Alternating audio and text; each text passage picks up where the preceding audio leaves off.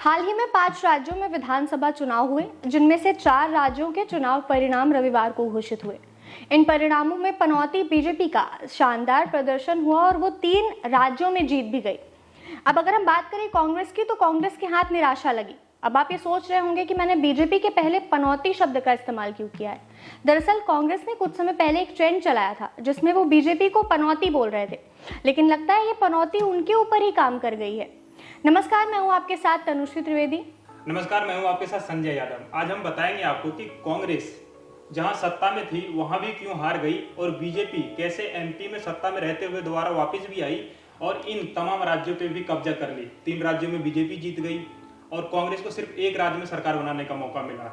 इन factor पे बात करेंगे कि आखिर क्या ऐसा कारण था कि कांग्रेस हार गई, बीजेपी जीत गई और इन सब का जो परिणाम का रिजल्ट जो आया है, इसका प्रभाव 2024 के चुनाव में कैसे पड़ने वाला है, इन सभी बात पे चर्चा करेंगे। एमपी में पहले से ही बीजेपी की सरकार थी और इस बार फिर से वहां पर बीजेपी ही जीत गई, तो कहीं ना कहीं लोगों को ये भरोसा है कि बीजेपी उन तक योजनाओं को पहुंचाएंगी। जैसे लाडली बहना योजना हो गया, तो 1250 रुपए उन्होंने देने का वादा किया। वहीं कांग्रेस ने बोला हम 1500 रुपए देंगे, उसके बावजूद बीजेपी ही जीती। तो कहीं ना कहीं वो बहुत आसानी से अपनी ये जो योजनाएं हैं वो लोगों तक पहुंचा रहे हैं। हाल ही में अशोक गहलोत ने एक अपने ट्वीट में लिखा कि हम कोशिश करेंगे लोगों तक अच्छे से अपनी योजनाएं पहुंचाने की। मतलब कहीं ना कहीं वो ये चीज़ मान रहे हैं कि उन्होंने लोगों तक योजनाएं सही से नहीं पहुंचाई, सभी तक योजनाएं नहीं पहुंची हैं। वहीं एमपी में जो बीजेपी है उसने अपनी योजनाओं को बहुत अच्छे से लोगों तक पहुंचाया है। हाँ, ऐसा मान सकते हैं क्योंकि अशोक गहलोत राजस्थान के सीएम हैं, लेकिन उन्होंने ये बोला है कि हम कहीं ना कहीं लोगों तक पहुंचने विफल रहे, अगली बार ट्राई करेंगे कि लोगों तक योजना सही से पहुंचे। ऐसा ट्वीट किया उन्होंने। देखिए, यहाँ पे हारने का 2 कारण हो सकता है कांग्रेस का। मध्य प्रदेश में बीजेपी वापसी आ गई, लेकिन राजस्थान में कांग्रेस वापसी नहीं कर पाई क्योंकि सत्ता पलटता रहता है, तो उतनी दुविधा वाली बात है नहीं। लेकिन एमपी में हारने का कारण यह है कि एक तो इंडिया अलायंस बनी, उसके बाद में ये हुआ कि ये विधानसभा के लिए नहीं है ना, हम सीधा लोकसभा की तैयारी कर रहे हैं। तो वहाँ पे कमलनाथ का एक बयान आता है, अखिलेश। जब उन्होंने ये वाली बयान दी तो कहीं ना कहीं लोगों ने ये माना कि ये अहंकार है कमलनाथ में सत्ता का, है ना। तो ये दिक्कत थी कि ओबीसी वोट कट गए वहीं से इनके साथ। अगर आप डाटा उठा करके देखेंगे तो कांग्रेस जहां से समाजवादी पार्टी के कैंडिडेट खड़े हैं, जितना वोट समाजवादी पार्टी को पड़ा उतने ही वोटों से या उससे कम से ही कांग्रेस हार रही है। अगर ये दोनों एक साथ आते तो ये वाला वोट इधर जाता, तो कहीं ना कहीं फायदा कहाँ है, कांग्रेस को होती। तो कहीं ना कहीं कह सकते हैं कि अहंकार ले डूबा वहां पे। इंडिया अलायंस आपस में ही एकदम मतभेद में पड़े हुए हैं। बीजेपी पहले ही बता चुकी है कि इंडिया अलायंस चलेगी नहीं, इनका मतभेद चलेगा नहीं, और एमपी में ये नुकसान देखने को मिला। अब दिलचस्प ये होगा कि 2024 तक इंडिया अलायंस चल पाती है या फिर बीजेपी को इसका फायदा होगा।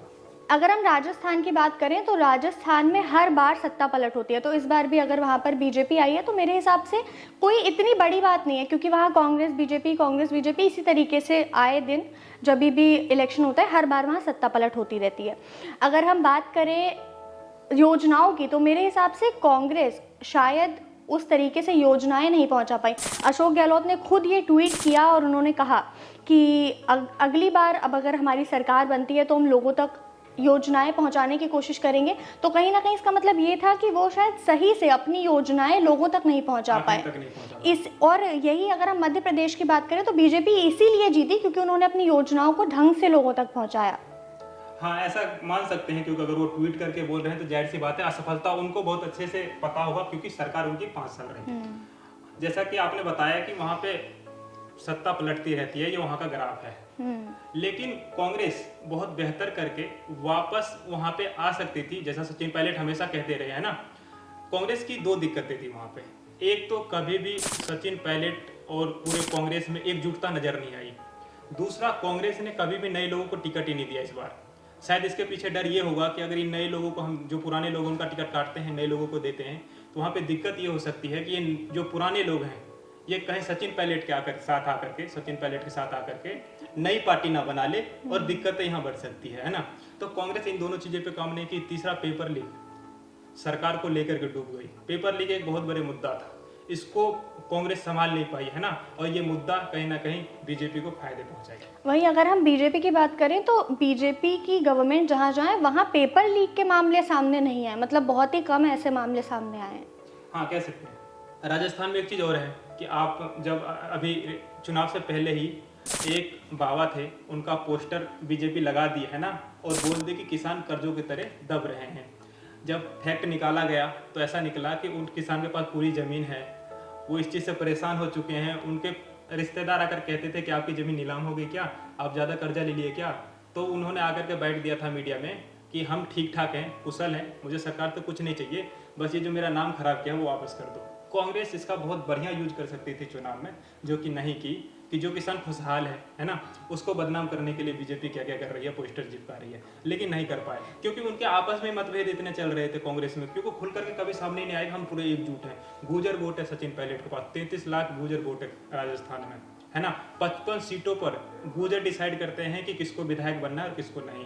तो सचिन पायलट के साथ बहुत बढ़िया मजबूती नहीं, कहीं ना कहीं कांग्रेस को दिक्कत, कहीं ना कहीं कांग्रेस अपने ओवर कॉन्फिडेंस में मात खा गई। हाँ, यहाँ पे भी और एमपी में भी, दोनों जगह।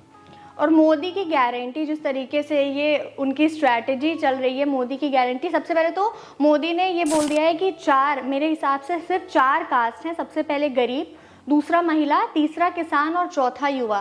तो बोलते हैं कि मेरे हिसाब से ये 4 कास्ट है और मुझे इन पर ही काम करना है। जितना जाति पाति का भेदभाव चल रहा है, हिंदू मुस्लिम, यही चीज़ों को मोदी ने एकदम क्लैरिफाई कर दिया। उन्होंने कहा कि मेरे हिसाब से ये 4 ही जातियाँ हैं। देखिए, जहाँ पे बीजेपी बदनाम होती आई है कि वो हिंदू मुस्लिम करती है, हिंदू खतरे में ऐसा करती है, वहाँ पर प्रधानमंत्री का ये बयान कहीं ना कहीं जाति के सभी मुद्दे को साइड करके, है ना, लोगों को जागरूक कर गया और इनको वोट बैंक में फायदा मिल गया इस चीज़ का। छत्तीसगढ़ में भी शायद यही कारण है जिसकी वजह से बीजेपी जीत रही है, जो इन्होंने कास्ट को मतलब एकदम अलग तरीके से डिफाइन कर दिया। और छत्तीसगढ़ में पहले कांग्रेस की सरकार थी, अब लग रहा है लोगों को धीरे धीरे बीजेपी पर भरोसा होना शुरू हो गया है।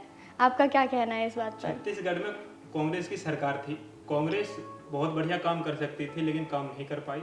वहाँ पर उन्होंने योजना खूब चलाई, किसान का मसीहा बनने का पूरा कोशिश किया, है ना। किसानों का कर्ज माफ किया, धान की जो खरीदारी है वो ठीक किया, किस्त दिए, क्योंकि जब रमन सिंह की सरकार थी तो लोग ऐसा बताते हैं कि रमन सिंह की सरकार में 2 किस्त जो थे लोगों का रह गया था, मिला ही नहीं, है ना। इन्होंने किस्त टाइम से दिया, सब कुछ टाइम से दिया, लेकिन बीजेपी ने क्या किया, चुनाव प्रचार में जो जितना रुपये ये दे रहे थे, अगर ये 2700 दे रहे थे, उन्होंने उसको भी बढ़ा दिया और बोला है कि अगर ये 4 किस्त में कांग्रेस दे रही है, हम आपको 2 किस्त में ही देंगे। तो कहीं ना कहीं इनका जो प्रचार मंत्रालय था वो बहुत बढ़िया से काम किया और आखिरी लोगों तक पहुंचने का काम किया, और ये रिजल्ट रहा कि छत्तीसगढ़ में वो जीत कर आए। अगर हम तेलंगाना की बात करें तो पिछले 2 बार से केसीआर की ही पार्टी तेलंगाना में जीत रही थी, लेकिन इस बार वहां भी सत्ता पलट हो गया। उन्होंने पहले उनकी पार्टी का नाम था तेलंगाना राष्ट्र पार्टी, अब उन्होंने नाम बदल के इसको भारत राष्ट्र पार्टी कर दिया। तो कहीं ना कहीं वो इसको नेशनल पार्टी बनाना चाह रहे थे और आज ये हुआ कि वो कहीं के भी नहीं रहे, मतलब उनकी पार्टी जीत तो नहीं पाई।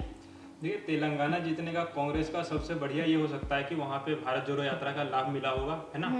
और दूसरा ये है कि केसीआर का जो आपने बताया वो कारण हो सकता है, लेकिन इन तमाम राज्य जो हमने अभी देखा है कि ये जब हम चुनाव से पहले बात करते थे तो बात ये करते थे कि जब ये विधानसभा चुनाव 2023 में होगा, उसका जो इम्पैक्ट है वो कहीं ना कहीं 2024 में, है ना, लोकसभा में देखने को मिलेगा। दिलचस्प होगा कि अब जब भारतीय जनता पार्टी 3 राज्यों में जीत चुकी है और चौथे राज्य मिजोरम का भी रिजल्ट आया नहीं, वो आज ही आना है, लेकिन 3 राज्यों में जीतने के बाद अब 2024 में लोग मोदी को प्यार करते हैं या फिर कांग्रेस या फिर इंडिया अलायंस का क्या होना है। क्योंकि देखिए, बीजेपी इंडिया अलायंस टूट जाएगी इसका पहले कह चुकी है, कुछ नहीं चलने वाला नहीं है, लेकिन इसमें आपने देख भी लिया कि एमपी में कैसे अखिलेश वखिलेश बोलने के बाद इनको नुकसान हुआ है।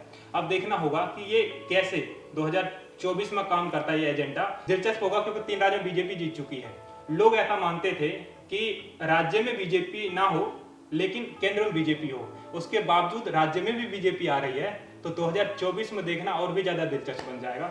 अभी के लिए इतना ही, देखते रहिए चेतना मंच। बहुत बहुत धन्यवाद।